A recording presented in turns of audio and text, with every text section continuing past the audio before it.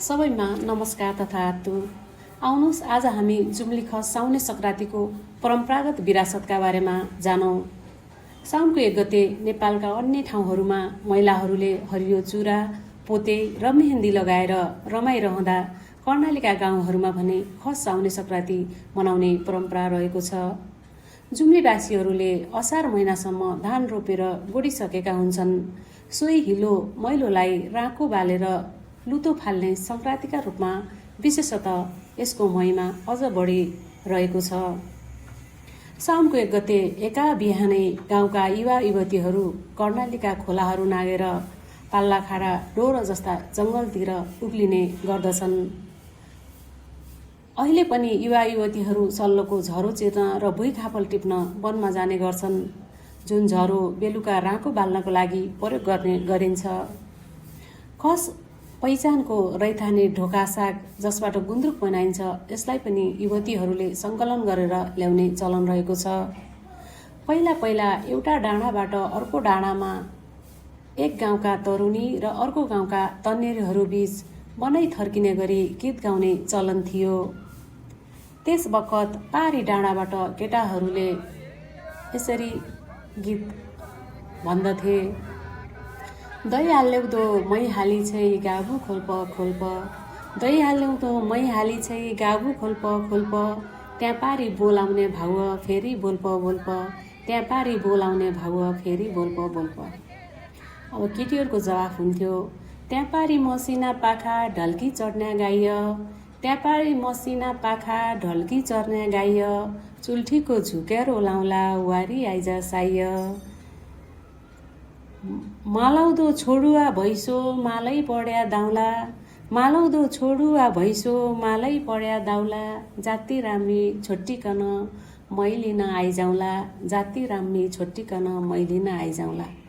यसरी युवा युवतीले एक अर्कालाई गीत गाएर बोलाउने र गीत गाउने चलन रहेको थियो।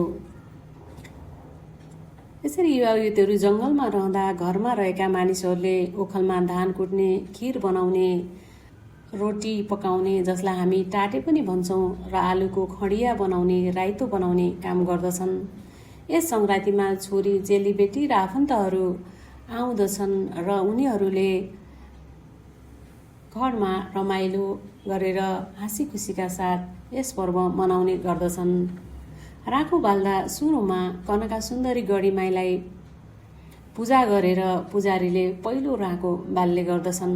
अनि मात्रै गाउँमा राँको बालेर झिलिमिली गर्ने गरिन्छ।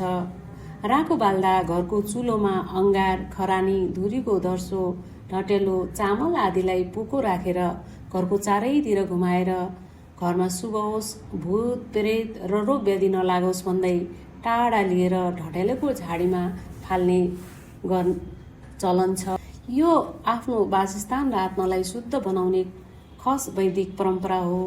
त्यसपछि सबै गाउँलेले एकैपटक आफ्नो उटालो र थाडामा ठाउँ ठाउँमा राँको बाल्ने गर्दछन्।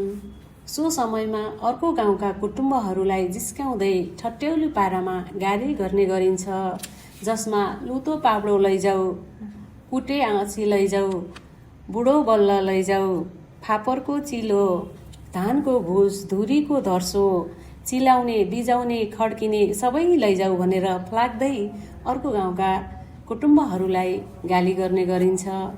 उक्त गालीहरूमा अचम्मको आत्मीयता र माया लुकेको हुन्छ। यस सङ्क्रान्तिलाई निरन्तरता दिनको लागि विक्रम सम्वत 2081 सालबाट सिजा गाउँपालिकाले खस नयाँ वर्षको रूपमा घोषणा गरी मनाउँदै आएको छ। तर आज समयसँगै हाम्रो संस्कृति मनाउने शैली पनि परिवर्तन भएको छ। हाम्रा रैथाने खाना र परम्परालाई आधुनिकतासँग जोड्दै यसको संरक्षण गरौँ। खस नयाँ वर्ष तथा साउने संक्रान्तिको सम्पूर्ण नेपालीहरूमा हार्दिक शुभकामना।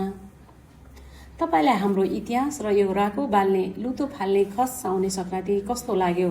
आफ्नो अमूल्य कमेन्ट लेख्न नभुल्नुहोला र यस्तै अन्य जानकारीमूलक भिडियोको लागि लुकेका पानाहरूलाई लाइक र सब्स्क्राइब गर्नुहोला। धैर्यताका साथ सुनिदिनु भएकोमा यहाँहरूलाई मस्तै धन्यवाद।